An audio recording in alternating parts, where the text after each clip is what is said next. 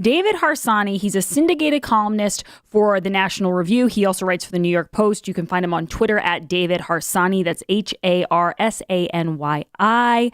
David, thank you so much for being with us. Pleasure to be here. Thank you. So, David, you wrote a column recently in which you broke down why what is happening right now in regard to big tech and censorship, it really isn't reminiscent of George Orwell's 1984, despite the fact that the comparison gets tossed around a lot. I will admit I'm guilty of it myself. I've used it several times over the past couple months. Can you explain to people, David, you guys have heard me talk about why this hyperbole doesn't really work in this situation? Well, I mean, when people mention 1984, they're talking about big government, tamping down on free expression and, propaganda efforts of government to change the meaning of words and things like that. I do point out, though, that Orwell in a Introduction to Animal House, which I think is a better book, though they're all great, does talk about internalized censorship. And I think that that's more of what's going on now when a society itself censors itself because it's scared to hear ideas and it's scared to allow even fringe ideas to be heard. And I think that that's what we're doing now. And in some ways, as Orwell had mentioned, that's even more dangerous because no one's even forcing you to do it. Yeah, and David, I noticed also that you tweeted out about how a lot of this desire to abolish freedom of speech is coming from people like journalists and the American media. Does that scare you, or are you kind of used to it at this point? No, I'm not used to it, actually. And, I've been in journalism a while. And I never, there were a few things like, obviously there's always been bias to some, to varying extents, sometimes worse than other times are always pretty bad. But I've never imagined and I've never heard earlier in my career journalists saying this person should be shut down or that person should be shut down. I disagree with a lot of people, but never is my inclination to say, boy, I wish they would just shut that station down so we couldn't hear their views. And that's what you're seeing, especially from CNN and some other big outlets. Essentially, they want to shut down voices that they disagree with. And that is very dangerous. And yes, it does scare me because, I guess it's one thing to say, let's boycott this station or this place or whatever because we don't like their views. And it's another thing to say, let's figure out a way to make sure they don't exist. And the second, I think, is dangerous. Right, and I think you're referring a little bit to Oliver Darcy, who mentioned that Verizon and AT&T, that they shouldn't be playing stations like Newsmax and OAN. And I thought the same thing. I thought, well, they've always kind of gone with this idea that you can say what you want, but people don't have to watch you or people don't have to listen to you. But now with Parler and other apps like that being taken off of servers, it's kind of like, oh, well, now people can't listen to you because there's nowhere they can even find you if they wanted to. Right.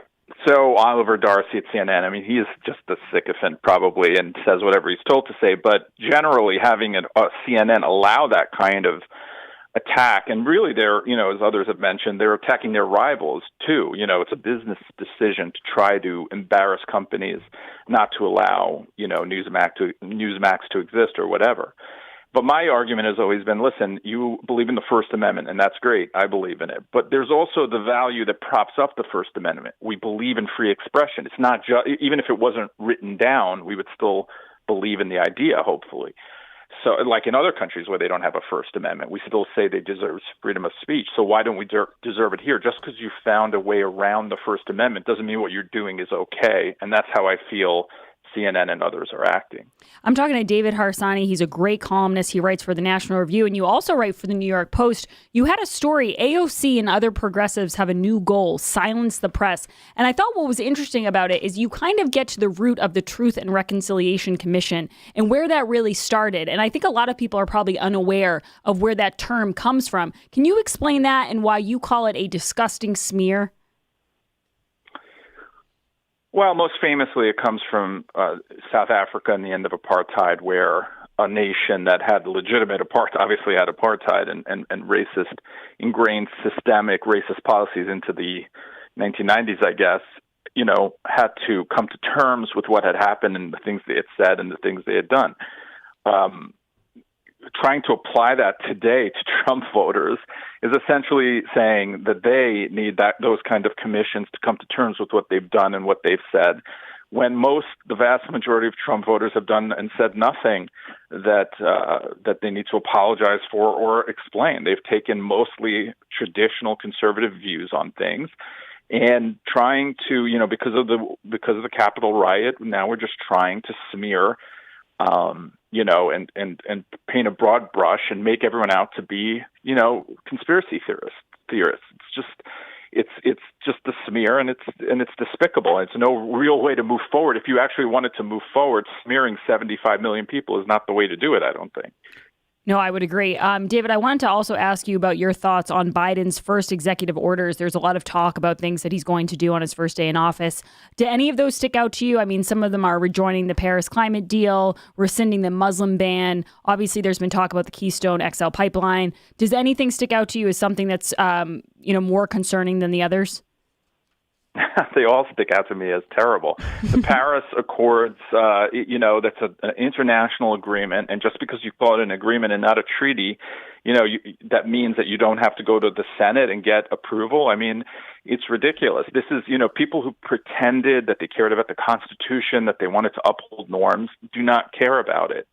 Most of these executive orders are infringements on the separation of power, and they should be going to Congress, but they don't. And listen, he's not the first guy to do this, and it's just kind of dueling executive orders with whoever's president. But, they all concern me, especially the Paris Accords, which is essentially giving the American energy policy and handing it over to the EU, which is not something we should be doing. So Joe Biden, he's going to be president, and a lot of people think that the media played a big hand in that. They obviously didn't ask him any tough questions. Big tech, I think, played a bigger hand by suppressing a lot of stories. But what I've noticed, and what I've seen that you've also noticed based off your tweets, is that the puff pieces are coming back in a big way, whether it's about Joe Biden's love for ice cream that will melt your heart, or the playlists that are dropping from Kamala and Joe and their inaugural committee. Do you think that reporters or journalists at any point during this next 4 years will get back to the journalism we've seen over the last 4 years? I mean, they spent so much time haranguing Trump, but will they ever get bored of this slobbering, fawning coverage of Kamala and Joe? I don't think so. I mean, unless it somehow helps them in another way, for instance, in empowering someone maybe further to the left. I mean, I think listen, I obviously there are still some good reporters out there. I'm not saying every single reporter is terrible, but in general, the political media has abdicated its responsibility to cover the news. They, in the early Trump years, they gave into a ridiculous conspiracy theory, were in hysterics for years, have been in hysterics since then.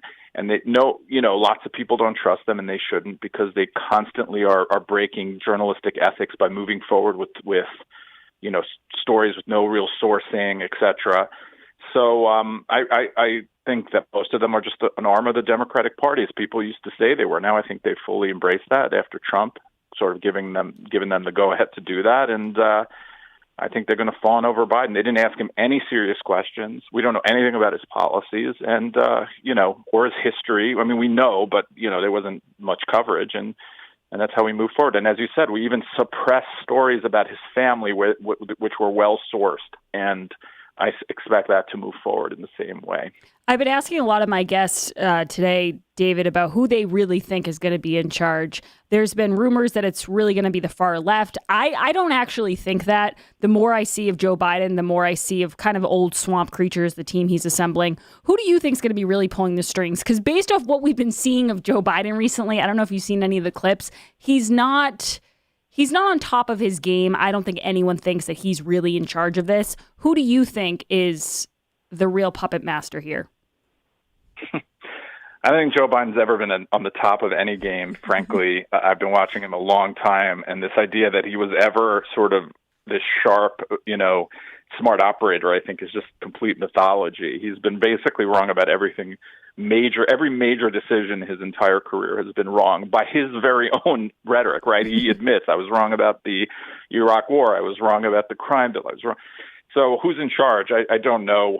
I think it'll probably be a joint effort of, a lot of the people he's put into the administration. You're right about the swamp creatures. I mean, when you look at his foreign policy team, it's essentially a bunch of people who have been wrong about everything.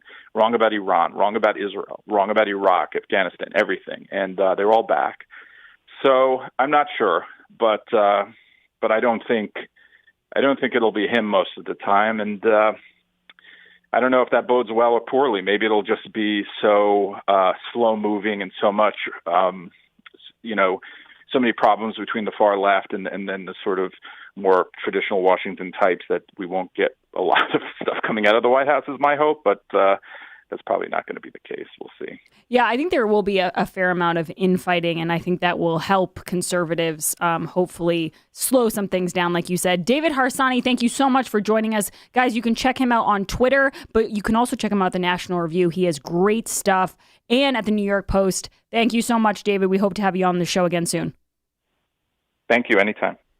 All right, guys, so I do want to tell you one thing before I go here. Sticking to your New Year's resolution is a matter of making one right decision at a time. Isn't that so true? Sometimes people get way ahead of themselves. They go, oh, I'm gonna lose 15 pounds, or I'm going to go to the gym every single day. Baby steps, everyone. It's just baby steps. So if you're looking to institute some healthy habits and improve your lifestyle this year, you need to check out Super Beets. I love Super Beets Heart Chews because they're great for circulation and they also taste awesome.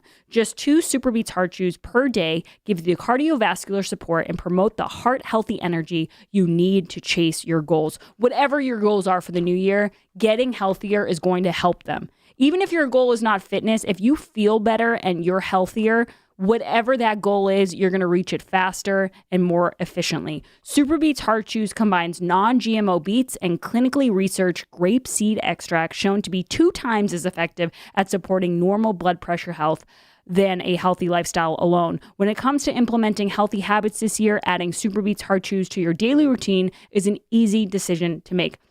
Not only is it easy, but it's fun. It's fun to take a Super Beets chew after you finish your lunch. You feel good about yourself, and it really just tastes like candy. So it's an easy way to be healthier. And now you can get a free 30-day supply of Super Beets Heart Chews, plus a free 30-day supply of their new delicious flavor, Super Grapes, with your first purchase by going to getsuperbeets.com/grace. That's 2 free gifts valued at over $50, only available at getsuperbeets.com/grace. That's getsuperbeets.com/grace. 844-500-4242. We're going to be talking more about big tech in the upcoming inauguration when we get back. Call in. We'll get to your calls on the other side. I'm Grace Curley, and this is The Grace Curley Show. You're listening to The Grace Curley Show.